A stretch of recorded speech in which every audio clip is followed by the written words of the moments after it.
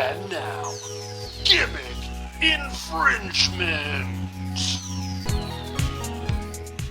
Welcome, everybody, to the Gimmick Infringement Podcast. I am Brad Winchester. With me, as always, is Tyler McDowell Blanken. I didn't even call you my tag team partner. I'm dazed right now. I'm stunned. It's Mother's Day, Tyler, and I'm going to do something today that I have not done in like 6 months, I feel, is go to a movie that I chose to go to. How are you doing today, my friend? I was going to say I'm thankful, but it sounds like I got demoted. My tag team partner slot is no longer. Yeah, I'm trying to think of what. That's I guess okay. No. I got it. Main event Accept. Ty. Main event Ty is out here. I am Ty's. Wow. I am the wise man in this situation. Wow. Ring Wow, manager okay. Jones taking bumps. Gonna turn on you eventually. You flipped that. Oh, okay. Well, hopefully we'll make it to October for the anniversary celebration. Yeah, bullhorn. Go Jimmy Hart. Yeah. Pop some ratings. No, man, I'm thankful. I'm super excited to see you. And I first want to give a nod to Desmond Powell. Shout out to our fellow 19 Media Group member. Des contributed to the website. So we recommend you all visit gimmickinfringementpod.com, click on the writing section, and check out Dez's new article. It's entitled "The Ball is Life." It's a reflection on basketball and the life lessons that come with playing the game and being around the game for so long. Dez is just always, they call him the young OG for a reason, Brad. He's just always a reflective, great guy. And of course, longtime listeners and viewers of Gimmick Infringement know Dez. You know who we're talking about. But this article was just a really beautiful meditation on where he's at in life and thinking about how basketball has been a vehicle to so many life lessons and discovering his identity as someone who's in their 20s. So big nod to Dez. You can also check out my latest article. Same website, same section. I celebrate the 5-year anniversary of Kehlani's It Was Good Until It Wasn't album. My favorite. I have the vinyl not behind me, but somewhere in this room. It's important. It had to be recognized. And I encourage you all to check out that piece and let us know what you think about Dez's article, about Kehlani's anniversary, about pro wrestling and pop culture, which we're going to get into shortly. You can leave us a comment here on YouTube. You can find us across the social spaces. When I say that, I mean mostly Facebook, Instagram, and the artist formerly known as Twitter at GIPod19. Brad, all that being said, I am grateful. It's a great Mother's Day. I know we're recording on Mother's Day itself, so I'm so thankful for all of the amazing moms in my life, including my actual birth mother, who is, I like to say, the GOAT. Feeling very great today. Very excited to see you. I know we're going to get into a lot of fun conversations today, but before all that, how are you, my friend? I'm doing great. I know Kehlani's not back there because I'm sure we're going to say the words in a little while, but we're going to have Steph. You know what? Yeah. You know what time it is. I got you. We should, you know what? Potential sponsorship opportunity for all of you listening out there. If we could get some actual Steph watches, that would be amazing. Happy to shill that on our podcast. I'm doing great. It's great inside the house right now. Wonderful in here. Outside, Tyler, I went to go get some Mother's Day coffee this morning. I thought I'm going to go just be nice, get up, early, go get an iced jelly donut breve with extra raspberry from Dutch Bros. And I couldn't decide when I got there. I was like, just give me another one. You could just do 2 of those and a kid's chocolate milk out the door. Waited forever. Crazy busy there this morning. I stood outside in that wind. Like 20, 30 mile an hour, just wind, not gusty, just leaf blower out there. Hot desert wind, just constant stream of wind with all that tree poison floating around. Absolutely bonkers out there. New construction all over that area. I was like, I don't know how the Lord is going to take me, but it's probably going to be because of this right here, standing out in all of this. I got the immune system of like a kumquat, and I'm out here standing in just debris in the sky, waiting for some breves. And it was worth it. It was so good. And we started off Mother's Day right. Happy Mother's Day to all the moms out there. I just got off of FaceTime with my mom before talking to you in the production meeting. It's a beautiful day. The sun is out. I'm excited to go out to dinner with the fam today and then catch Thunderbolts afterward. The students have been bugging me about it. You got to go. I don't have time, man. Like this is the only time, this is the only window of opportunity I have. I also got to go work and do my job. There's all kinds of things happening right now. We got concerts, we got graduation coming up. I got to update the grade book. I was going over all kinds of plans for the future with you. I have plans for the future I haven't even written down yet. There's so much on my mind, and I haven't even talked about the playoffs, Tyler. We haven't talked about the playoffs, mostly because I'm trying to purge it from my memory. Proud of the Pistons. I'm kind of rooting for the Knicks here because I hate the Celtics that much. But the basketball playoffs are here, Tyler, and the action is heating up on Prize Picks, the best place to cash in on your favorite sports.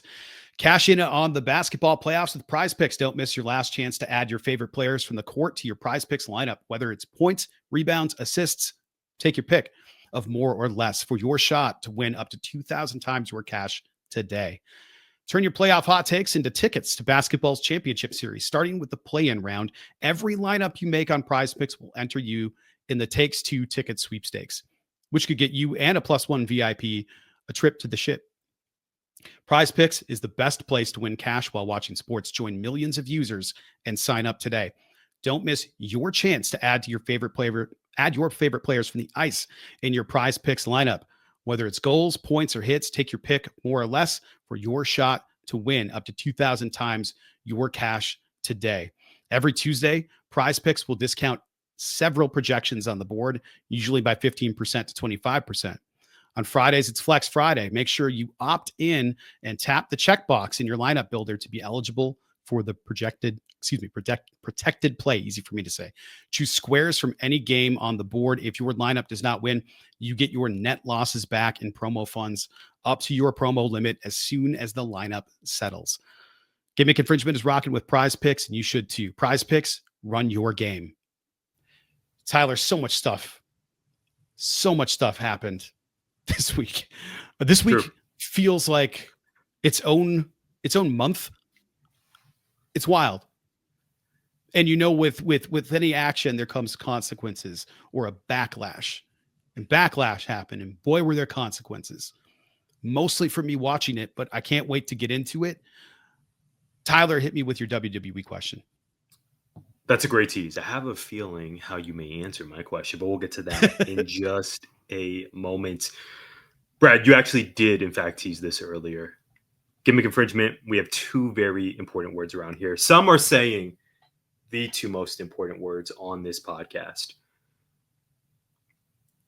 Steph Watch. Steph Watch. It's official. This may be the shortest Steph Watch to date, by the way. This will be quick. It is official. Stephanie Buckhare will defend her NXT Women's Championship against newly minted number one contender Jordynne Grace at Battleground on the 25th.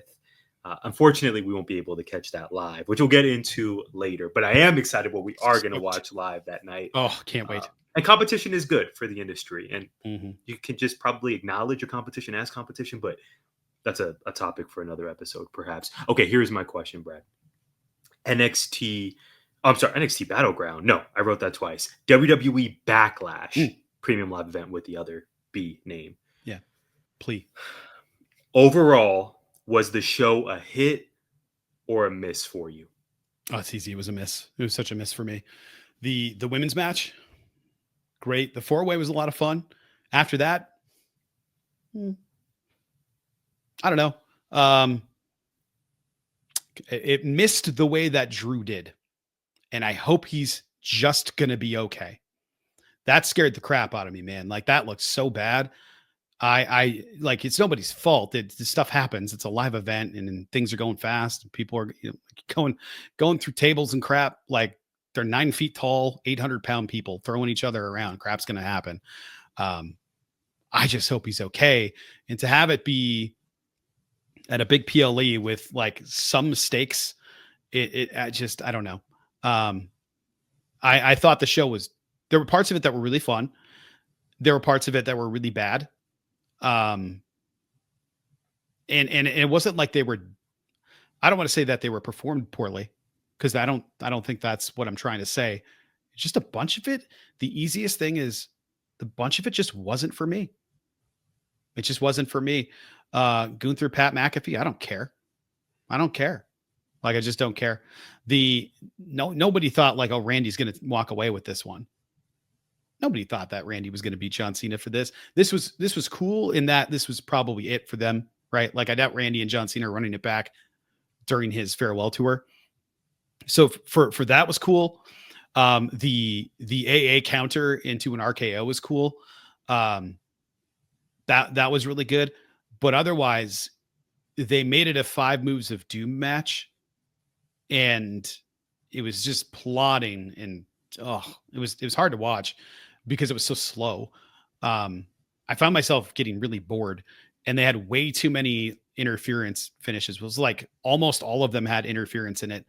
And I just, do it every once in a while, or have 1 or 2 on the card, but it can't be the vast majority of your card has tomfoolery in it. Because I don't know why, because I guess, why is it a PLE? Like, what makes a PLE, Tyler? Guess I'll ask you that question. What makes it different from a Raw or SmackDown? Because they still have commercial breaks. Yeah, right. Yeah, that they do, especially for us peasants on the Peacock Basic tier. We can only see so many Morgan and Morgan ads before it just, you got to step away sometimes. I would say, I mean, straight up, the matches that you get, there's just this vibe that, okay, if this match is going to be on a PLE, either it is the crescendo to a worthy to a worthy feud, or it's a match, or it's a match that I know, just based on the star power, just based on the anticipation, we can only get this at a PLE. That's the formula for me. Either the rivalry is worthy of it, or it's just, we've been waiting for these two to go at it. Yeah. It can't happen on a Raw or SmackDown. It has to happen at the biggest show of the month. Do you feel like those expectations were met? Absolutely not. That's the part for me where it's like, this just didn't really feel like a PLE. It had PLE presentation, but it didn't have PLE substance. And I think that's fine every once in a while. Like, I don't think it was like a terrible event by any stretch. I was entertained for the bulk of it. I just found myself going like, oh, this is it, huh? And that was my problem, was like, okay, fine. It's sort of like looking at, if you wanted to take it with AEW, we got Samoa Joe and John Moxley in a steel cage. We have I think the last champ, right? Before Mox Danielson. It was Joe to Swerve. Joe to Swerve, Danielson to Mox. To Mox, yeah. Right. Yeah. So we have a former AEW champ fighting the current AEW champ, Samoa Joe, scary dude, John Moxley, scary dude, locked inside of a cage, going to be on TV. At least the TV thing is a named event. It's Beach Break. It's a named event on TV. That's kind of what Backlash felt like to me, was a named TV event rather than a PLE. And it's the easiest way I could describe it. It's like Blood or Guts, or something like that, where you put a title on it, you put it on a weekend. You could even look at it as a Saturday night main event. This felt more like a Saturday night main event than it did a PLE after WrestleMania. And I also think that, to no fault of their own, what do you do after Mania? Like it's okay. Mania is the ultimate culmination in feuds. It's rarely the start of the new feud. It could be the continuation of some stuff, but do you pull the trigger on something that fast after Mania? If people got beat down or betrayed or whatever, does it immediately go to the next PLE, or do you build on that for a while? And, how do you make those decisions? I don't envy them, because no matter what you do, people are going to be mad, right? I'm not mad. I just didn't feel like a PLE to me, but it was fine. I just feel like it was a miss. I wasn't excited for Backlash, and I left going, you know what? I was right. How about you? Yeah. Well, I'm mad. I thought I could sleep it off and be less upset, but I'm just not. Oh, this was such an upsetting. Choking on my water. This was such an upsetting show. I'm glad we can laugh about it now. That was actually very hilarious. Production team, please, you know what to do there. Biggest winners of the night: Jacob Fatu and Lyra Valkyria. I thought they were great. Yeah. I am always in support of companies building new stars, establishing new people as faces of your divisions. Jacob Fatu. Oh my gosh. I don't know what Paul Levesque, Triple H and company were expecting when they brought him in, but this has to be exceeding even their best case scenario. He's gotten over with the audience so quickly, and he is just must see TV for me every time he's on. Yeah. Big winner. Of course, he was going to win the Fatal 4-Way, but I just thought it was validating in terms of how St. Louis reacted to him. And then Lyra getting the win over Becky. I will say I was surprised, Brad. I did not think she was going to retain. I'm so happy she did. Yeah. Because again, you're establishing right that next generation of stars. We'd love to see it. Yeah. Like you, although I might be more upset than you, the rest of this card is where it really started to trail off for me. Dominic Mysterio, listen, I'm not going to slander Dominic, but he had his moment to win the title at Mania. I'm ready for him to drop the title to somebody else. That's just me. That match, like you said, with the interference element of it, El Grande Americano showing up. This means we're getting closer to the Lucha Brothers reforming, so perhaps that's a win. But the interference there, and prior to that, Becky was trying all these nefarious ways to win the match that just got absurd to me.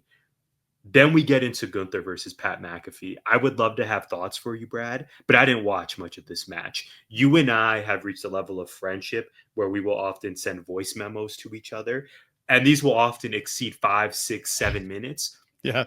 So I thought to myself, 13, you know what? Whatever. If the content is fitting. So this was the perfect time in the show for me to send you a 7-minute voice memo. I told you, I just walked away. I didn't even mute it. I just walked away and said, I'm protecting my peace. I don't need to see this. You did the Rock. Exactly. This guy sucks. I'm going to go take a leak and then just dip. Yeah. To your point, this card, particularly this match, was not built for me. I recognize that. And I made a business decision for myself, and I just stepped away and sent you a long voice memo. But the fact that Gunther didn't just squash Pat McAfee in 3 minutes, I don't have anything else to say about it. I'm glad Gunther got the win. How they booked Pat McAfee to nearly break out of Gunther's sleeper hold that he had on him for like 30 to 40 seconds, it seemed. And then we have to put over Pat McAfee in this match against one of our established killers on the roster, or at least a former killer on the roster. I completely disagree with how that went down. And then finally, Brad Winchester, the main event, Randy Orton versus John Cena. Big shout out to Randy Orton. Big shout out to St. Louis. I mean, this PLE was built on the fact that the hometown hero is going to be in the main event. Like, tickets were moved. That was a packed house. Business-wise, bravo there. John Cena as champ.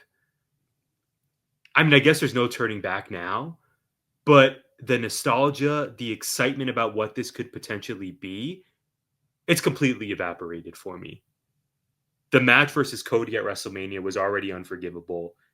And then this match, Overbook City, interference, ref bumps, Nick Aldis bumps.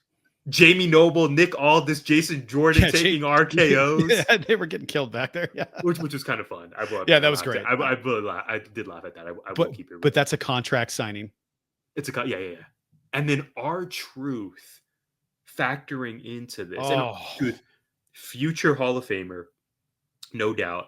R-Truth factoring into the main event championship match. And then this could potentially, rumors are, lead to John Cena versus R-Truth at Saturday night's main event in a couple weeks.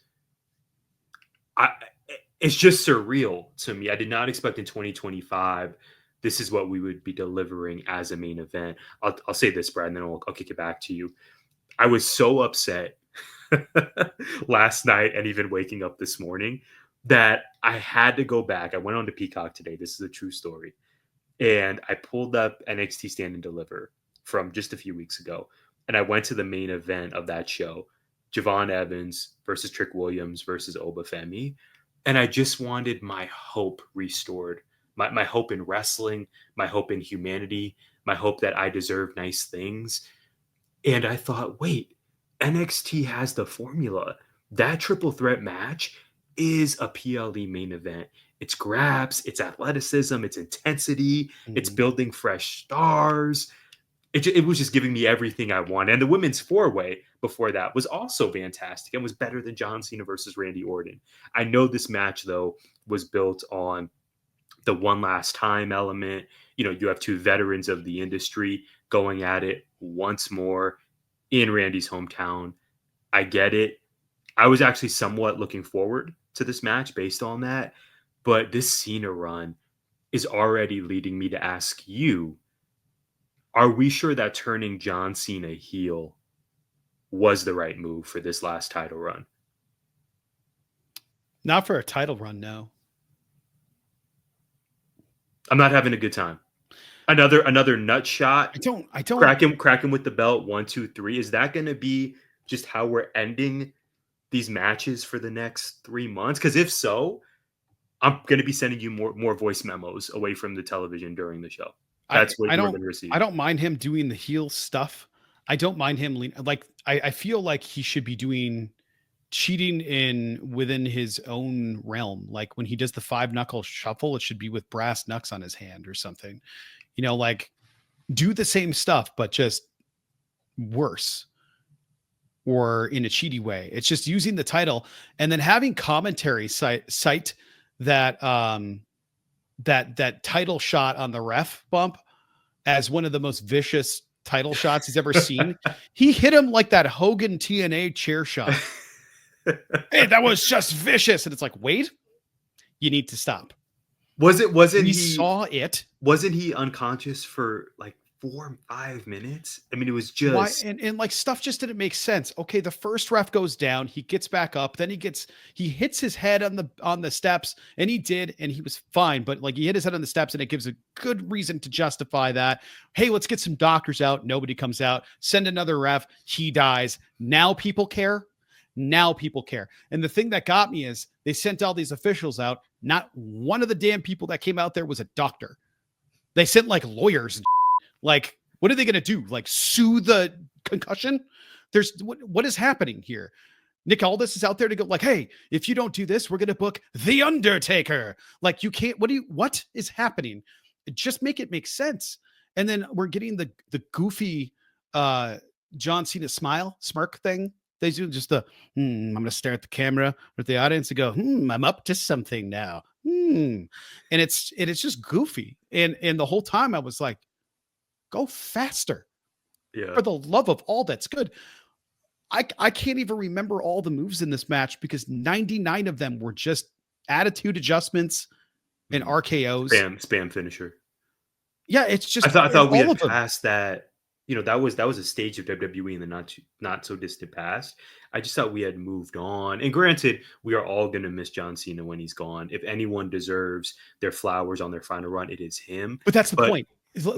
Showcase what you can do now. Exactly. And my like, taste in wrestling match has so evolved. They're so good. And it's just okay. So WrestleMania, last thing I'll say, maybe. WrestleMania, Travis Scott appears. No Rock. That's already strike number 1. That may even be deserving of 2 strikes.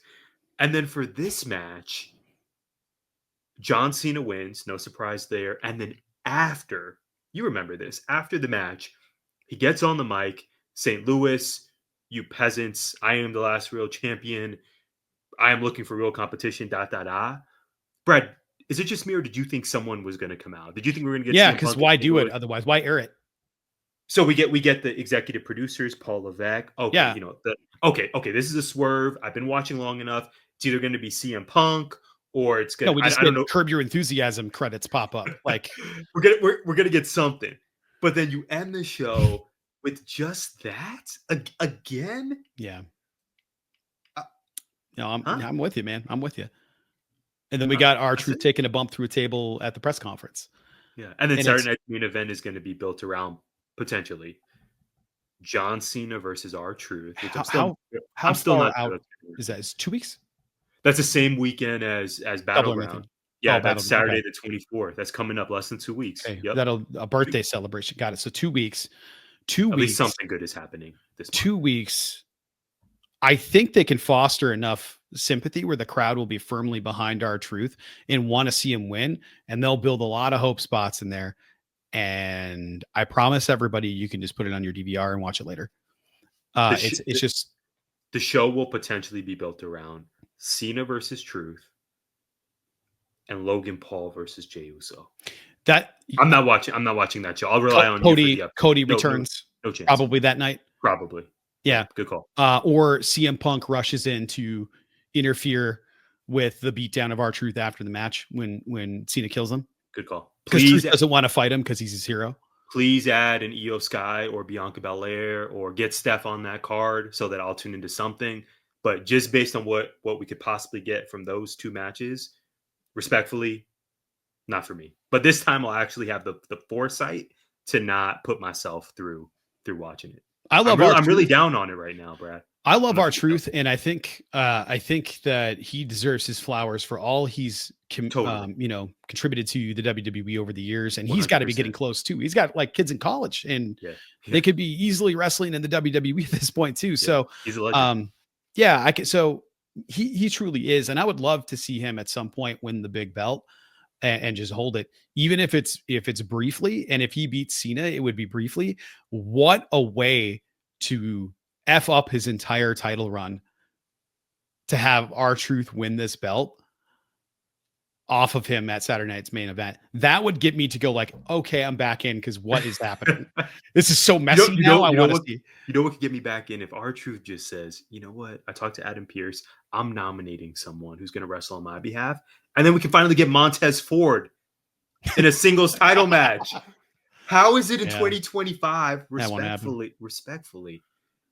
R-Truth potentially in a title match on Saturday night's main event, but Montez Ford coming up on 40 has not had that opportunity yet. I think a better. He's a champion though. He's a champion. Shout out to Angelo Dawkins too. Since it's the same day, is it the same city? Is main event and Battleground same city? Oh, that's a good question. Yeah, I think they're both in Florida. I think it's leaning into this whole like takeover, like we're taking over a weekend kind of deal. I'm pretty sure it's in Florida.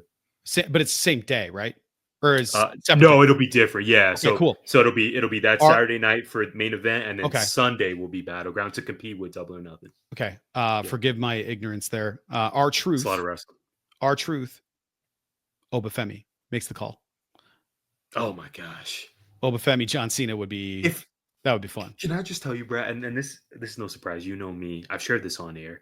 If Obafemi and Stephanie Valkyrie did not exist right now, I just don't know. I have to believe there's hope for WWE, and they're building Io Sky. Well, amazing.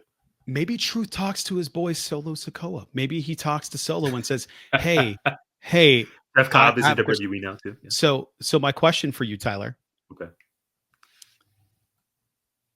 I'm skipping a bunch of context. I didn't even realize we didn't get to your question. Oh, no, that's why I was like, we gotta go. I'm thankful for you. Yeah, I'm ready. Jeff Cobb's debut in the WWE, whether he'll remain Jeff Cobb or not. They didn't actually say his name. We'll see what happens there. He debuted. He's there. Tyler, what do you think of the Bloodline 2.0 since Roman's return? It's not been great.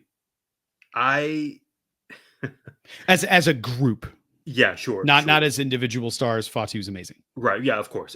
And he and the Bloodline whole saga was essential in promoting Jacob Fatu to where he is now. Right. It's not been great, and I think an issue for WWE has been Solo Sikoa and how you warmed him up. He challenged Cody Rhodes for the big belt at SummerSlam last year, less than a year ago, and now he feels like a total schmuck. Yeah. Yes. So it's indicative. Holding the Ulafala, fighting Cody Rhodes, and now he's just sort of that guy. And we knew this was going to happen once that match was announced for the Netflix debut on Raw back in January. Roman versus Solo for the Ulafala, and once we saw that match play out and Roman beat him, I'm quite sure we can roll the tape back. You and I started talking about, okay, well now Solo served his purpose. He's been a big deal for the past 6 months to a year on programming. What is his next move? Yeah. Insert Jacob Fatu, absolute superstar. And Solo has just felt so many levels underneath these guys that I think it's been a product of they've really cooled him off. And obviously I would think the move is going to be Jacob Fatu versus Solo Sikoa for the U.S. Championship. Maybe that's even the SummerSlam match, 2-night SummerSlam Jones this year. But it's not been great, and I think part of the issue is Solo has cooled off in such a massive way. I would hope that bringing in Jeff Cobb can insert some much-needed juice and excitement into this, because Jeff Cobb, certainly a vet of the industry, someone you and I enjoy quite a bit. Doesn't look like anyone else on the roster. No. I think he's going to be brand new for a lot of the WWE universe.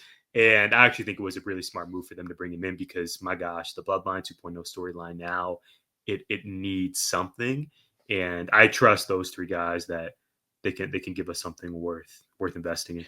I think Jeff Cobb might have the only person that has a wider face than Jeff Cobb with a body that size is maybe Rhino. Maybe. Like the dude is just like, he's built like a tank. Yeah. He's an enormous human being. We've seen him work for years. He was incredible in New Japan.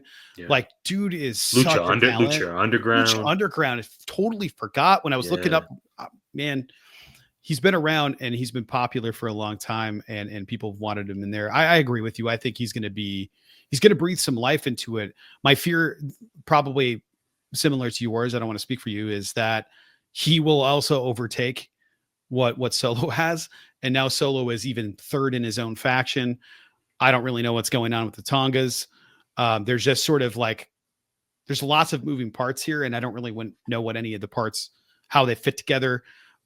If they fit together, if it's worth it. Jacob Fatu has transcended all of that. In my mind, he is a main eventer. So Tyler, he had been, on everybody's radar for years. Everybody knew he was the best one, like maybe the best wrestler in the family. Absolutely over with everybody. Thinks like he's incredible. It was all the legal stuff that got in the way, and WWE just didn't want to touch it. Specifically, I think Vince didn't want to touch it. Well, obviously he's not here anymore. And now look what happened when you give a person like that a chance. It kind of felt similar to me, for very different reasons, but similar to me why like the Briscoes weren't on TV. And then, flash forward, you got Mark Briscoe, who I feel like has a similar issue right now as Solo Sikoa in AEW. In that, like, that steam seems to have kind of run out. Like we hope he can get there. We hope he can get there. Well, he got there. And now what? Where Solo was like, oh, he might get there. He might get there. He didn't. And now what? It's, if the heel loses the big moment, what do you do then? I feel like at that point you got to turn him babyface to give the audience something to get behind, or they're the heel that lost and now nobody takes them seriously because they lost. And it's fine if you've been winning for a long time because you can recover from that, but he has never won anything. So anything, I think. So has he won anything on the main roster? Not that I can recall of substance. I can't either. But let's also not forget, and I was in the building for this, Brad, that SmackDown, this was February 2023, I think? Was it 3 or 4? March? It might have been 2024. It was a minute ago. It was leading up to WrestleMania 40. Yeah. And The Rock was in the house. Roman was in the house. And that was last Solo was also in the ring. And fans were not just chanting for The Rock or Roman. They were chanting for Solo. Mm-hmm. He was that guy. He was next up.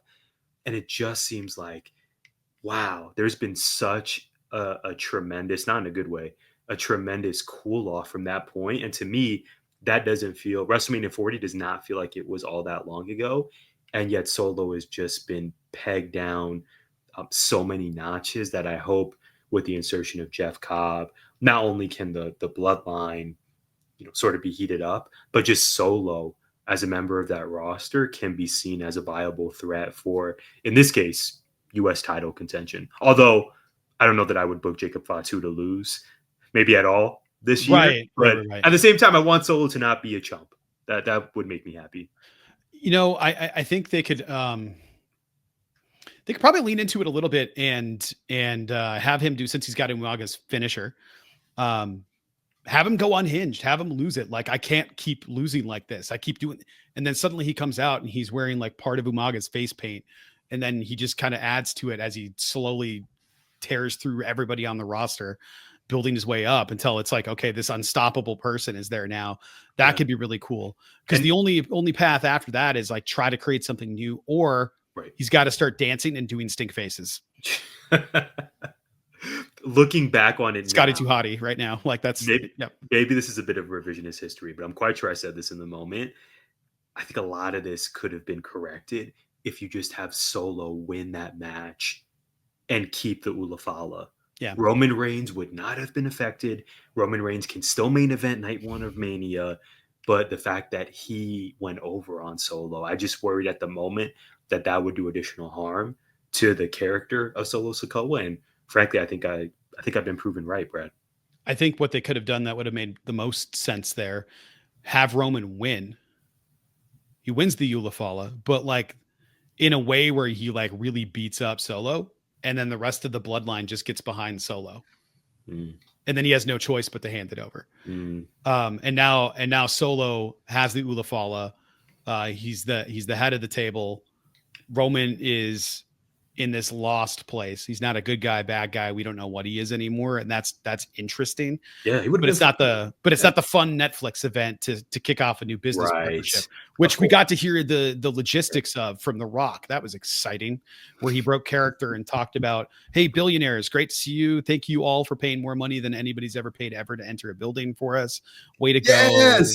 Yes. Yeah. Remember the fan. The last thing I'll say, truly, the fan yesterday got a lot of attention on social media. Oh yeah. I sold my car for these tickets, and brilliant move. I don't know if that is factual, but you knew that it would get picked up. Yeah. Yeah. And it's just kind of a sign of the times of, I can only imagine how much that ticket costs. And it's probably akin to whatever, a 4-door vehicle sedan is going for these days, used on the market. Yeah, we can go on and on about that because it's a sensitive conversation. We all have vehicles; they're all expensive, and I know how you feel about the dealership compared to the dentist. But I also know that if we start talking prices, one of us is going to cut a promo, and I have a hybrid promo here, Tyler. I think it's more of a what happened here, though. So play the music.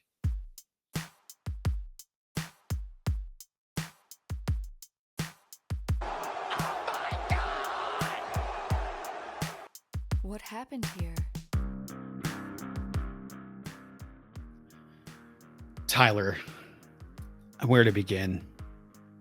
I saw some things this weekend, things I can't unsee, things that are going to haunt my dreams for the rest of time. Often in my classrooms, I talk about unwritten rules, and we talk about the bathroom rules. We have bathroom rules.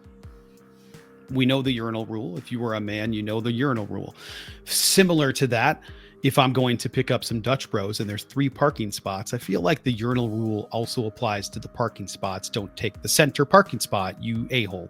Now, I had to go to the bathroom, so I walked up front. There was AP testing in the library, so I went to use the office bathroom. I had to go number 1. Now, I walked into the room. There's only 1 urinal, and there's 1 stall up in the main office. Urinal was occupied, so I headed over to the stall. Out of my periph, because very tall man that I don't know at the urinal, peripheral vision, I see gray hair, tropical shirt. And I was like, the rest of it's none of my business. But I got this like flash of neon, and I thought I saw something funky going on here. So I shut the door and I was getting ready to go, and I was like, I gotta know. So I kind of through the crack. The bright green neon were his spandex boxer briefs, because his pants were fully down around his ankles. Like a toddler, Tyler. Like a 4-year-old with his pawpaw out at a sporting event somewhere. Like, yep, you go ahead and go pee-pee. I'll be over here. Okay, just make sure you pull up your trousers when you're done. So I was standing there just mystified, going like, I don't even know how to react. This is a professional that works here. That it's not, a permanent job, but like he's around the kids. Just standing there going like, do I tell someone? This is like, what if a kid walks in and this guy's just dropped trow out? I don't know if I care. I don't know if it's a big deal. I don't know what the rules are here. I don't know what I don't know what to do. And then before I could even decide to, get ready to go myself, I heard the toilet flush. I heard the belt buckle jingle jangle. And then I heard the door open and shut. Not only did this man have a khaki ring of death around his feet, he pulled those bad boys up and just left. He went right by the very functional 2 sinks, the soap available, and out into the wilderness. Now, Tyler, it's later determined when I asked whoever this fellow is, because I don't know their name, they have a doctorate. My question to you is, if you are caught publicly urinating with your pants around your ankles and don't wash your hands, should your doctorate be revoked? It's the only question I have for you. I mean, it has to, right? What the hell happened here? Yeah. I don't understand. Am I out of my mind here? Is this No, this is really when we envisioned the What Happened Here segment. I mean, this is the perfect candidate. I think your doctorate has to be removed. I mean, what other potential option is there? There has to be. That's justice. I got to call the IRB back up and be like, listen, I know you approved the research at some point. Yeah, but this is just pull it. Yeah. Just assume that it's faulty. And then the not washing the hands. Come on, that's just. Maybe we could talk if you spent those 20 seconds and you did what you needed to at the sink, but you didn't. The hubris, Brad. The sheer bacteria. Whenever I wash my hands, paper towel, I dry my hands off. I hold on to that paper towel to open up all the handles, and I throw it out in the nearest trash cans when I get out of there, because I do not want to touch by transference. I don't want to be touching that guy. I want nothing to do with that. I don't like thinking about that. But yeah, the neon caught me like a road sign, and then I found out why. I wish I could unsee things. I wish I could unknow things. I wish that I could just go back in time and tell myself, just walk all the way down to the J building and do it down there. Just bypass that and just keep on going. Yeah. But I didn't because I thought, no, I'll go where I know all the professionals are. Boy, was I disappointed. Psych. Tyler, there's no easy transition out of this. Let's go to AEW. Let's talk. Hit me with your question. We must. AEW makes its Arizona pay-per-view debut in less than 2 weeks. Very, very exciting times here. As of this recording, Brad, 2 matches are announced. The Owen Cup Finals, Hangman versus Ospreay and Mercedes versus Hayter. My question, and I do have options. What's the next match you'd like to see added to the card? Now, I want to give you my options because I'm expecting by this week, by the next time you hear or see us, we will have more matches announced on this card. Granted, or mind you, Brad, I would just be happy with these 2 matches. I will feel like it's money well spent. I will just be thrilled that I got to breathe the same air as these 4 people. Seeing Mercedes for the first time live, it's a big deal. However, it's now or never. We have to really build out this card. Here are my options, and then, again, I want you to choose. Or you can just choose your own option. 4 matches I'm potentially thinking of. First, Anarchy in the Arena. Maybe Stadium Stampede, since State Farm Stadium is just a short walk from Desert Diamond Arena. And, of course, that would be the Death Riders versus, let's say, the aforementioned Samoa Joe, Swerve Strickland, and some other teammates. That's option A. Option B. Willow. Now I'll start using last names. I feel more proper when I do that. Option B, Willow Nightingale versus Marina Shafir, 2 of your favorites. That's a Winchester special right there. Option C, a victorious this week, Sky Blue versus Timeless Tony Storm, presumably for the AEW Women's World Championship. Or option D, the Hurt Syndicate, hear me out, consisting of Bobby Lashley, Shelton Benjamin, and Cedric Alexander versus MJF and 2 mystery partners, whether that be FTR or can I interest you in a Phoenix's own Alex Hammerstone? What's the next match you'd like to see added to the card? You're welcome to choose any of those 4 options or insert your own. I think the Hurt Syndicate. Yeah, I think Hurt Syndicate, MJF, and 2 others. Whatever that looks like, I think that would be good. Something tells me we're getting Christian Cage versus Nick Wayne here soon. That will probably be on there. I have a feeling that turn's going to happen because they're leaning into it pretty hard, which is good. I think that'll be good. I think it'll be like a return to form for Christian Cage coming back as a babyface. Maybe that's when we get the reunion, but we'll see. I don't know if that'll happen or not. I don't know. I don't know if it needs to happen. I kind of like what they've done on their own, but we all want it. We got close in that Rumble match, and that was that. I think, man, yeah. Out of all of those options, if we get Tony Storm versus Sky Blue, they're going to put it on 0 hour, and I don't want that. They're not going to have her return and then immediately go out on a pay-per-view. I just don't see that happening. I also think Tony Storm will end up wrestling somebody else for that night. I don't know who. She's got to be on the card, though.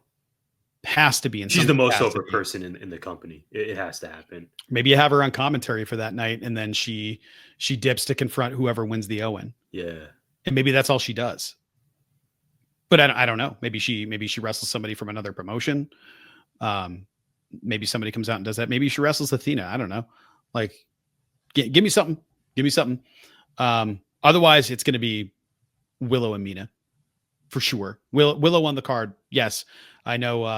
Fightful Select reported that it's a contract year. Yes, so, great call. What do you make of that? And that Mina is going to be coming to AEW. Mm-hmm. Both of those things are true. So I think Willow's going to get paid. She's. It sounds like she wants to be in AEW. They've given her, they put a ton of trust in her, built her up.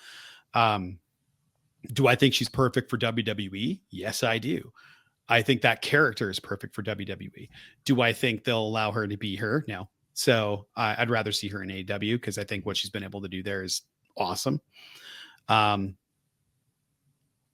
I don't have anything else, but Tyler, who do you have? What do you got? What do you want to see? So, one, I'll clarify. For me, Willow versus Marina from the Death Riders would make. Oh, Marina Shafir. For some reason, I was thinking Mina. Listen, Shirakawa. No, I'm here.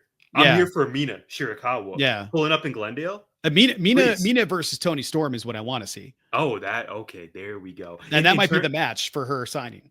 In terms of, there you go. In terms of storyline wise, Willow Nightingale versus Marina Shafir 1-on-1, it seems like it's been built for months upon months. And that no brainer. That's because it has, Brad. We've been seeing this since what, December? Yes. January, the Max debut. So storyline wise, to me, that would be a no brainer. Again, that would be a great look for Willow to get a 1-on-1 match on the card. And really for Marina Shafir, I think this could really cement.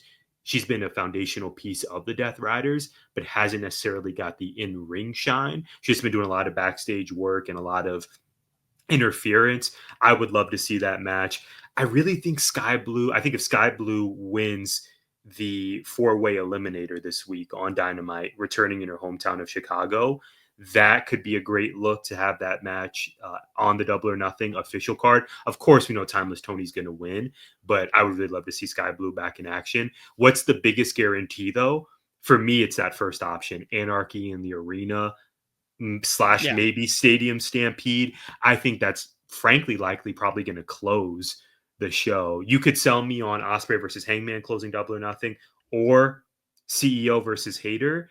Something tells me, though, I don't know if I want this, but I think the Death Rider is going to close out Double or Nothing, and I think that's going to be one of the matches on the posters. We're going to get Mox and company versus a vengeful Samoa Joe. I don't think Samoa Joe's winning this week. Samoa Joe, Swerve, and some other prominent baby faces. Maybe Willow and Marina are added to that. Makes the most sense. That match. Like I'd be here for that. People are just always complaining about Shafir's matches. Right. Because she works the way she fought. Right. Which is awesome. It's just people aren't used to seeing what, like real combat looks like. Yeah, the judo throws. Like every time she's in there, it looks dope. Yeah. But those two being in Anarchy, I think it's the first time women would be in the Anarchy in the Arena match. And then I wonder what the rules look like for that. Because the women are going to beat the crap out of the men. I don't know that it'll get done that way, except I can absolutely see Moxley hitting Willow again with a DDT or something. I wonder if the Bucks would get added to the Death Riders squad. It seems like Probably. at some point they're going to team with each Yeah. other. Yeah. Well, maybe we'll see something happen where like they get beat down. Part of the Death Riders get beat down. The Bucks step in, but they're currently floating around Japan right now, I think. So with the Good Brothers. So I don't know what's going on there either. So the Bucks came back and then they left right away. So everything is a little bit weird with relation to the Bucks. But Anarchy could be really good. I would love to see Anarchy. It's always a good time. We have Steph watch, but I also feel like Keith Lee watch should be in effect. Where's Keith Lee? Is he okay? I really hope he's okay. I know he's been struggling with health stuff, but like, man, I would love to see him make a return soon. And that would be fun, having Keith Lee and Willow Nightingale teaming up to do like stereo pounces. There you go. And if Swerve and Keith could reconcile, because we were supposed to get that match. I want to say, was that at like 2 years ago? Against all odds, but this is not TNA we're talking about. Yeah, I want to say it was at that December show before the new year. Yeah, it was supposed to be at that and it never happened. I want to say that was the same show headlined by MJF versus Samoa Joe, where we got the reveal of the Devil, and it didn't happen because Keith Lee, was not healthy. I hope, like you, Keith Lee's one of my favorite wrestlers in the world. I hope we see him. Was the Devil reveal show, was that All In? That wasn't All In. That was no, that was, I don't know why it's escaping me. I can see the graphics and the everything. It was definitely the December show before the new year. I'm gonna look this up unless you are.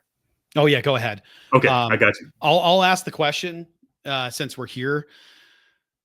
You basically took it. The only different, like, dead serious, mine was about Double or Nothing, and I said there's 2 matches announced. It's the 2 you brought up.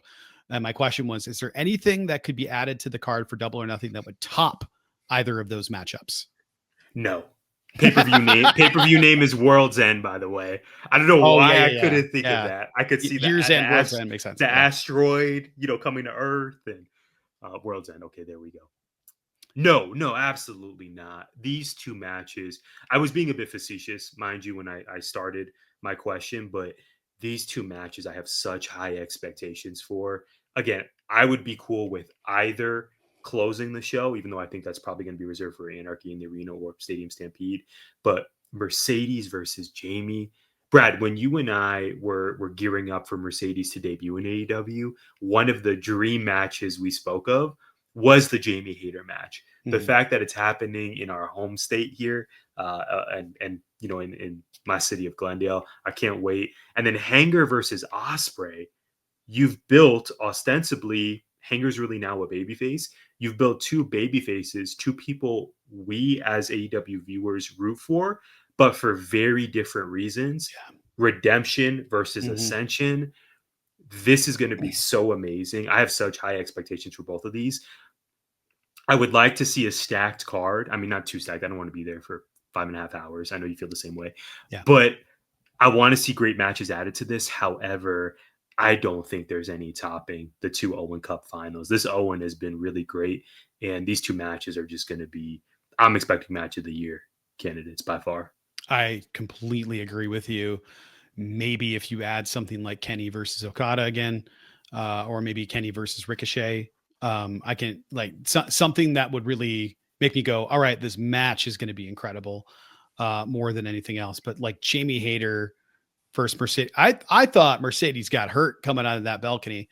Last thing I want to say here, actually, it's actually on my what did we miss, but I can't wait, Tyler. I laughed so hard at Taz calling the box seats the gimmick balcony because he couldn't get the word. I cackled at that. I could not stop laughing. It was like 5 minutes, like the gimmick balcony there. It was like the box seats. It's like, yeah, I couldn't think of the word. I was laughing so hard at that. Oh, just absolute joy hearing people like AEW leaning into the mistakes always makes me so happy. The gimmick balcony. The gimmick balcony I was cackling. Brad, this is a big deal for you, though. I've known you for many years now. I know that Jamie Hayter and Will Ospreay are 2 of your favorite wrestlers in the entire industry. It is very possible, if not likely, that we're going to leave AEW Double or Nothing with 2 of your favorites being on top and being title contenders. That's a great look for you. Yeah, I can't wait. I think both of them are. I can't wait. Yes. I can't wait, man. I can't Let's wait. go. All I know is that we're going to be there. We're going to get to witness this live. Yeah. I cannot wait for this night. This is going to be amazing. They've never let us down in Phoenix.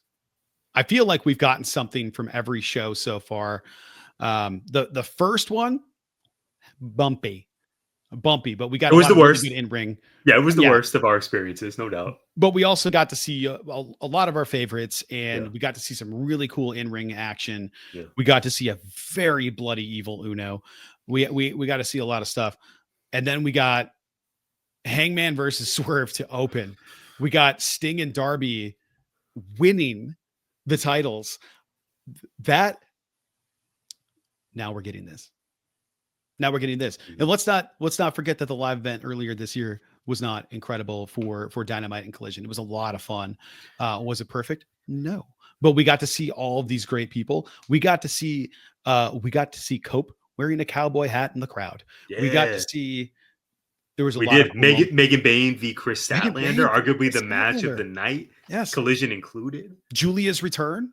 We got to see her come Yes, out with her we did. giant cloak up on that thing with fire coming up behind her. We got to see a lot of really cool stuff. You got. Yeah, that was so much At fun. GiPod 19. Yeah, we got to see a lot of really cool stuff. I'm excited about this as much as I'm excited about anything in wrestling right now. Tyler, this week I had a lot of time with Freya. A lot of time. Jess was out of town, and we got to do something we haven't done in a while. Play the music. It's time for Someday When You Have Kids. And now it's time for Someday When You Have Kids. I can have kids.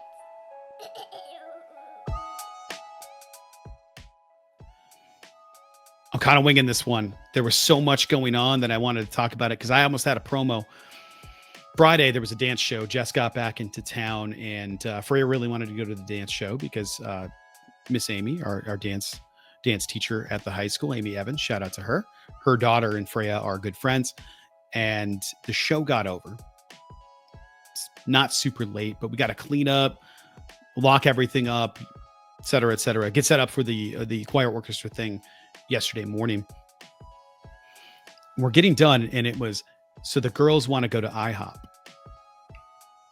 I don't want to go to IHOP.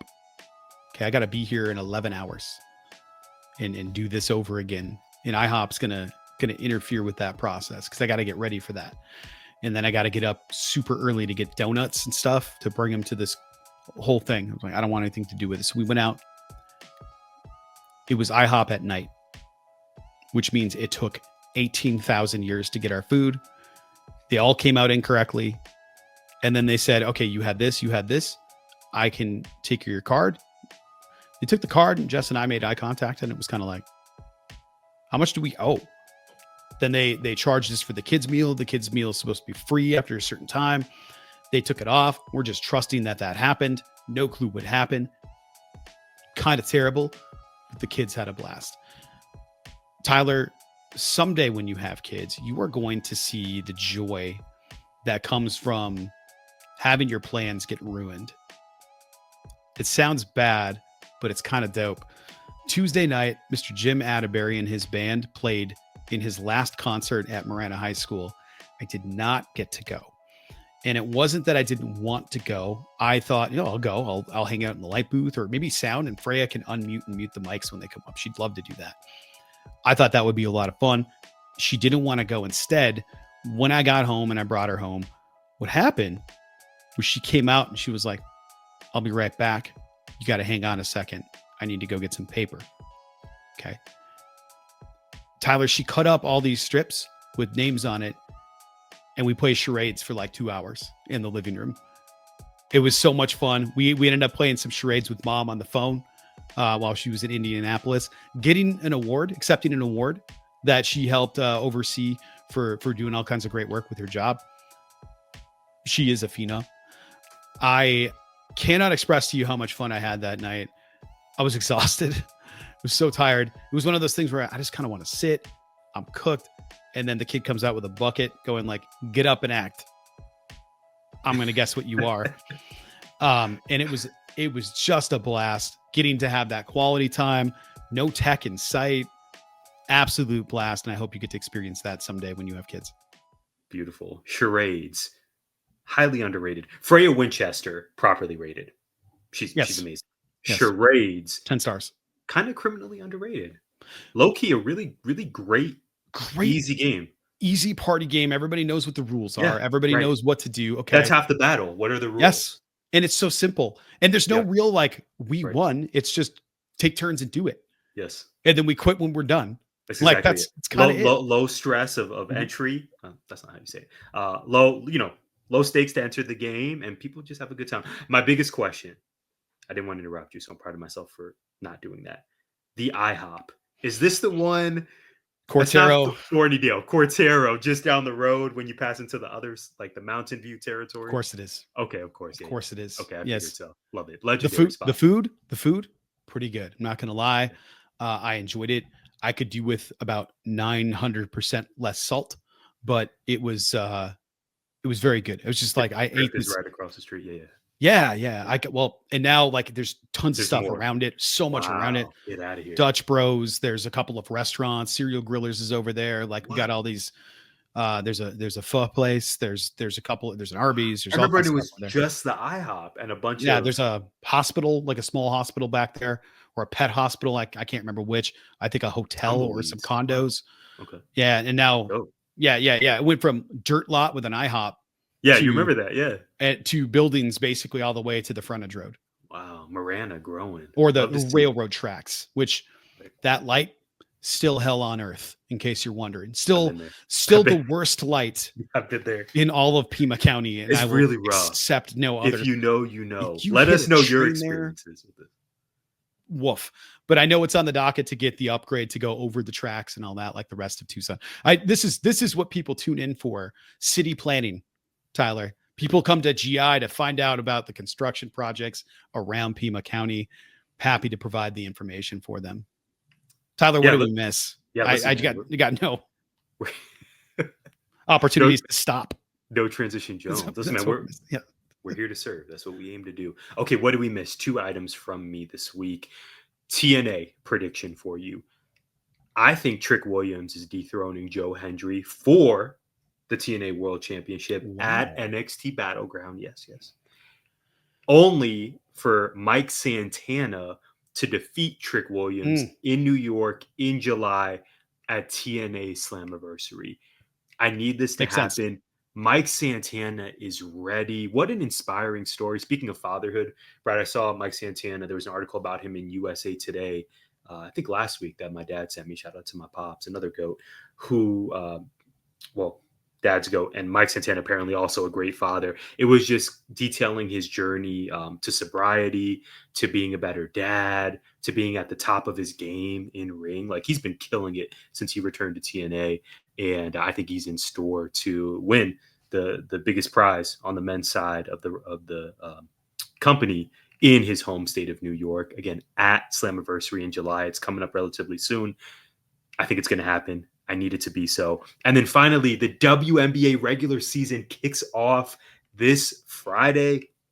I don't know what my expectations are for the Phoenix Mercury. I'm just, Brad, I think I'm going to choose to live without expectations. Definitely feel that way about the Suns moving forward. And for the Mercury, brand new roster. Some may say revamped. I just hope for entertaining games and ideally some wins. Caitlin Clark is a hot pick to be MVP. I think the Minnesota Lynx are going to be super motivated to win the title this year. I'm really eager to see the coverage around the league this particular season, how the W strategically looks for marketing opportunities and other ways to elevate the game. Now is the time. Can't wait. Don't forget about Asia Wilson as well. Yes. Can't wait for what's in store this regular season, and I'm sure we'll be detailing the news and notes from it on this here podcast. What do we miss, Brad? Did you get the shoes? Okay, that's a whole separate conversation. Yes, I did. Hey, I did. No, yeah. So by the time I logged on, they were gone. Yeah, same here. Okay. I was so desperate that for the first time in my life, I downloaded. I didn't rob anyone. I downloaded the StockX app. Are you familiar with StockX? No. It's basically the stock. I guess this is how they pitch it. The stock market for shoes, where sellers can Okay. sell Makes sense. shoes, but it's not necessarily, there's a fixed price if you want to buy now, but you can also bid on it. So it's basically the stock market / eBay for sneakerheads. Interesting. So the overhead costs are crazy. Brad, I know Okay. you've had this experience where you buy something online. Yes. It's maybe more than you would like, but you're willing to go for it. Mhm. And then when you've added it to cart, you get all these additional fees. Free shipping is not a thing on StockX. There's also these additional I paid way too much for these sneakers, Brad, but I secured the A1s. I was determined, and I don't know, future rent money went to these sneakers. So I need to rebuild my savings account, but the sneakers should be here at the end of the month, and I am very excited. I got it. I secured the bag. The A1s are coming to Glendale. Amazing. Okay. Can confirm, because I had to go on the website to check, that Ortiz is still signed with AEW after you brought up Santana. I was like, what? Wait a second. Okay. So no tweets since 2023, though. So I'm not sure if he's just on a different social network or if he's just, I don't know. Hopefully he's okay. Only one thing on my list. I saw it before we started recording. It popped up. Bleacher Report popped up on my phone. Shout out to Doc if it was him. Sabu died at 60 years old today. Had no idea. I like to separate the art from the artist here and say, like, I appreciate all the years of him just destroying his body in the ring for our enjoyment. Him being what he is aside. Shocking to see somebody die at a young age. Not as shocking given what that dude did to his body for all that time. I don't know what the cause of death is or anything like that, but thoughts to his family and to the wrestling community that is impacted by this. But Sabu gone at 60, and Will Ospreay has a Assassin's Creed Shadows crossover merch line on Shop AEW. I've been playing some Assassin's Creed Shadows when I have my spare time, which is not super often lately, or I have to carve it out and just commit to it and go, I'm not going to get the laundry done today or something. But it's it's pretty dope. And I wanted to get it, but Tyler, I don't want to spend $38 on the tee. It's too much. I wanted to update the wardrobe for the Double or Nothing stuff, but I was just like, I can't. So I'm going to have to sell my car for those tickets. Way to bring it full circle.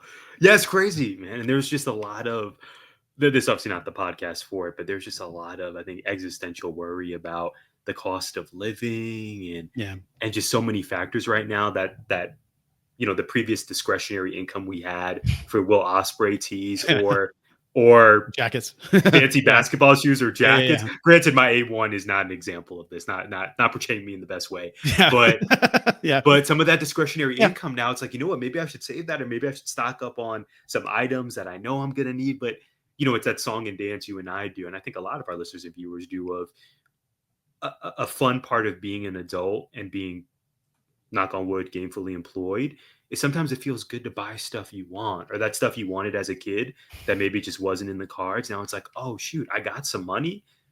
I really want this thing. I'm going to spend. I'm going to make up for it and save somewhere else. But right now I want this and I'm going to get it. Because Brad, I tried to get those A1s. I did my part. I logged on to the Nike app. I logged on to Foot Locker at 7 a.m. when I was supposed to. Wild.